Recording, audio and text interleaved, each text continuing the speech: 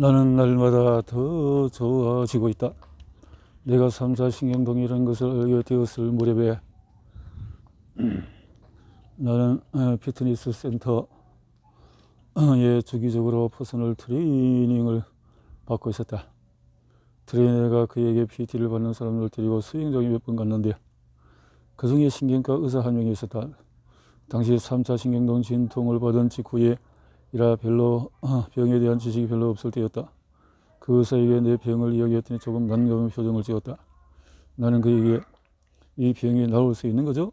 하고 간절한 마음을 담아서 몇 번이나 물었으나 그는 끝내 그에 대해서 답을 하지 않았다.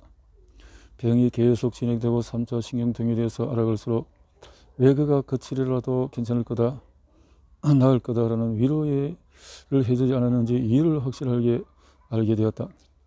지역에 문책을 왔다가 들은 통증을 직접 겪고 내가 할 수 있는 모든 것을 동문에서 공부하고 연구하고 뇌물, 기니피그, 사무소 온갖 것을 시험하고 3자 신경관 카페를 운영하면서 수많은 환자와 얘기를 경청하고 관찰했다. 아마도 3차 신경대에 관해서 이만한 일반 이보다 다양한 지식과 경험을 가지고 있지 않을까 생각도 해본다. 신경과 전문 인들이 물론 나보다도 훨씬 깊은 의학적인 지식을 가지고 있겠지만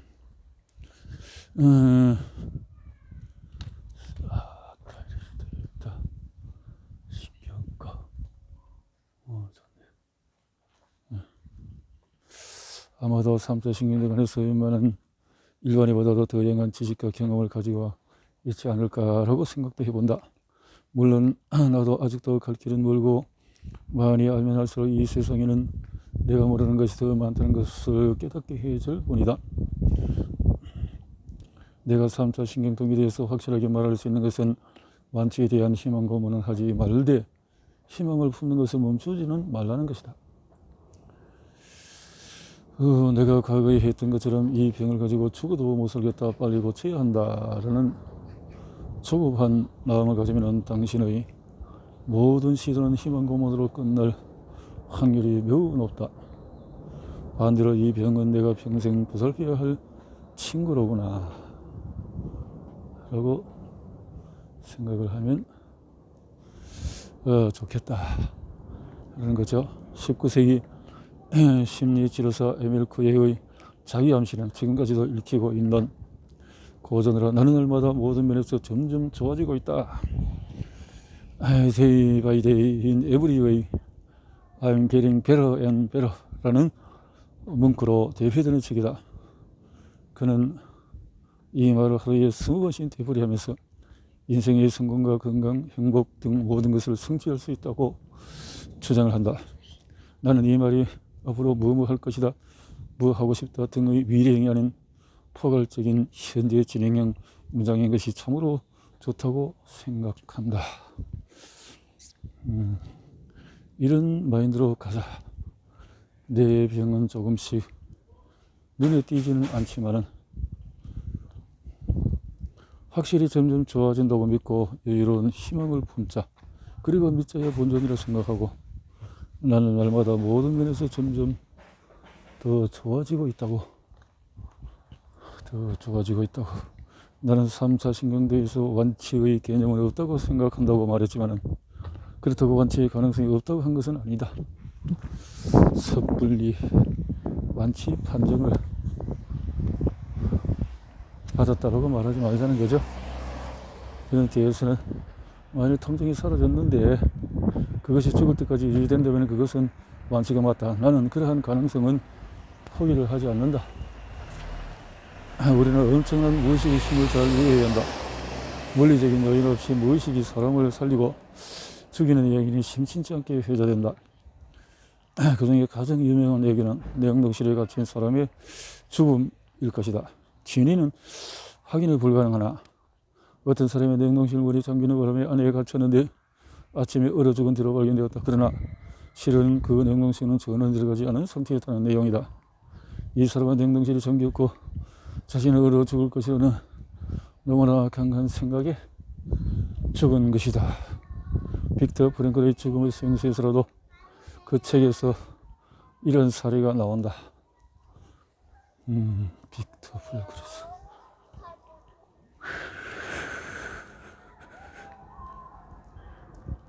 심리학자인 플랭클이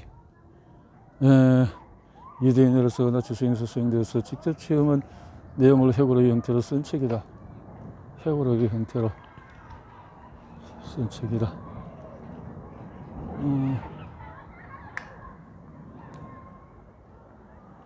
그가 생생하게 모사하는 역사적인 정신적으로 한계를 알 수 없는 그가 가는 환경을 보면서 그의 비경에는 내 처지는 얼마나 감사한지 생각하지 않을 수 없었다. 또한 죽음과 생의 차이가 종이 한 장보다도 얇은 그 상황 안에서 끝까지 인간의를 잃지 않으려고 노력하는 사람들이 여기를 읽으면서 인생의 의미를 계속 곱씹어 보곤 했다. 나는 통증이 심할 때는 이 책을 꺼내 읽으며 위로를 얻곤 했다. 동생이 지나다가 내가 이 책을 읽고 있는 것이 보이면 언니 또 아프구나 할 정도. 그 당시 나치 수용소에 갇힌 유대인 수용자의 삶은 처절하다는 표현도 모자랄 지경이며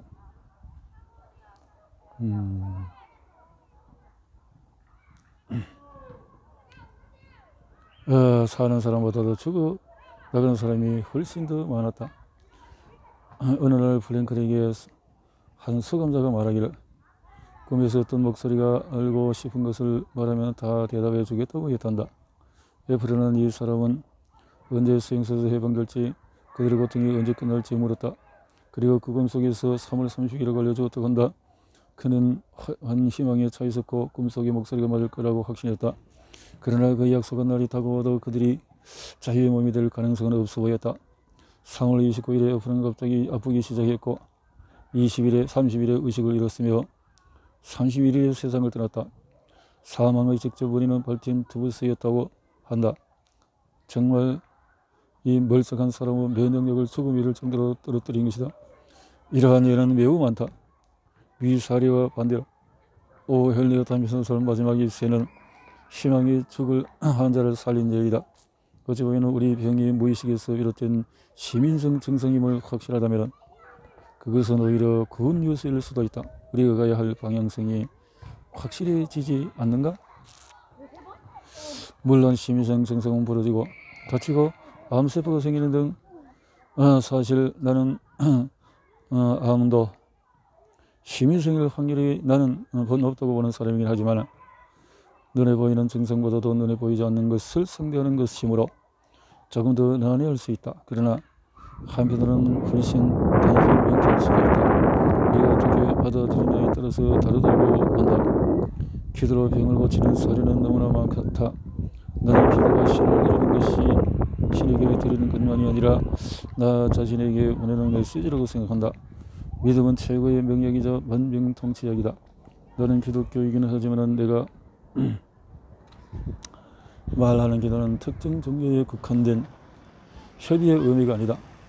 신앙이 있든 아니든 모든 사람은 기도를 하는 생활을 해야 한다고 생각한다. 내가 싫어하는 것 중에 하나가 기도하는 신에게 뭔가 달라고 하며 해주세요 하는 기복신앙이다. 나도 옛날엔 그러했고 그러나 그런 것이 아니다. 그리고 무의식의 관점에서 봤을 때 그렇게 미래형으로 기도하는 것은 내게 현재 그러지 못하다는 것을 계속 내게 확인시켜주는 것일 뿐이다. 기도는 내가 원하는 것이 이미 이루어져 있다는 것을 믿으며 그것에 대해서 감사하는 것이어야 한다. 내 통증을 좀 없애주세요가 아니라 내 건강이 점점 나아지고 있음에 감사합니다. 이것이 바로 예전에 한참 유행하던 시크릿이다. 유행이 되는 바람에 오히려 빛이 바라기는 했지만 이런 것이 바로 나의 무의식 메시지를 전달하는 방법이다.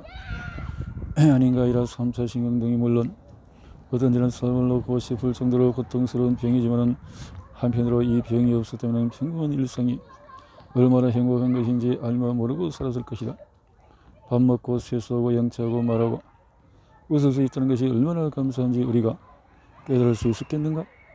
공기나 물처럼 당연하게 여기던 것이 얼마나 감사한 것인지를 깨달을 기회는 아무나 가질 수 있는 것은 아니다.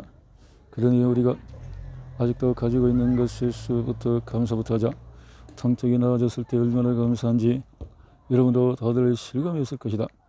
나는 지금도 거울을 보며 입꼬리를 한껏 올려 웃을 수 있는 것을 신기해하며 기뻐한다. 햄버거를 한 입 크게 베어 물을 떼면 뭐 하나 먹으러 갈갈이 해체를 해서 입 한쪽으로 간신히 넣었던 예전과 비교하여 행복할 뿐이다. 통증이 전혀 없는 것은 하지만 이 정도만도 감사하기 그지없다. 3차 신경통은 나올 수 있다. 기적은 3개월 시한도 환자를 낫게 한다. 3차 신경통이 아무리 난해하고 힘든 병이라고 할지라도 인간의 몸은 정신은 불가사의한 것이 어떤 병이든 나을 수 있는 가능성은 항상 존재한다. 3차 신경통을 죽여버려야 할 매우 할 적으로 생각하지 말고 구체적으로 3차 신경통이 우리 몸과 마음 환경을 어떻게 지배하는지 살펴보고 그렇게 해보자. 통증과 약 Q&A. 통증이 잘 안 잡히는데 약을 계속 늘려도 되나요? 내 경험에서 약을 늘린다고 통증이 더 잘 잡히는 것은 아니다. 뇌성이 심할 수 있고 매우 심한 경우 심리적인 원인일 확률이 높으므로 늘려봤자 효과를 보지 못할 가능성이 높다. 통증이 없으면 약도 끊어도 되나요? 의학에서는 절대로 통증약을 한 번에 끊지 말라고 경고한다. 그리고 많은 환자가 통증이 괜찮길래 약을 끊었더니 곧 원래 아프던 것보다 더 심한 통증이 왔다고 하기도 하니까요. 이렇게 처음을 말했네요. 통증기에 술이나 커피 마셔도 되나요? 술은 교감신경을 올리는 역할을 한다. 술을 취하면 느슨해져서 부교감신경이 올라갈 것 같지만 그것은 착각에 가깝다고 본다. 통증기에는 술을 마시지 않는 것이 좋다. 꼭 마셔야 한다면 본인의 컨디션을 잘 봐가면서 조금만 마시자. 비타민이 도움이 되나요? 3차 신경통 카피에서는 많은 사람들이 이런저런 비타민을 먹고 통증이 나아지는 경험을 했다고 한다. 나는 아직 이것이 정말로 특정 비타민 덕분인지 심리적인 이유 플라시보 때문인지 모르겠다. 단지 기능학에서 검사할 때 수많은 종류의 비타민과 미네랄 결핍 또는 부족 증세가 나오는 결과를 경험했다. 즉 현대인의 생활에서는 비타민이 부족할 확률이 매우 높다는 것이다. 그래서 일단 특정 비타민만을 먹기 이전에 질 좋은 비타민을 섭취하기를 추천한다. 종합 비타민으로 기분을 깔아놓고 나서 추가로 더 필요하다고 느껴지는 비타민과 미네랄을 섭취하면 좋겠다. 딱 잘라. 이것이 가장 좋다고 말하기는 어려운 것이 비타민의 세계다. 어렵던 비타민 B군 C, D는 추가로 섭취하는 게 도움이 될 확률이 높다고 본다. 자, 그렇게 비타민 영양에 대해서도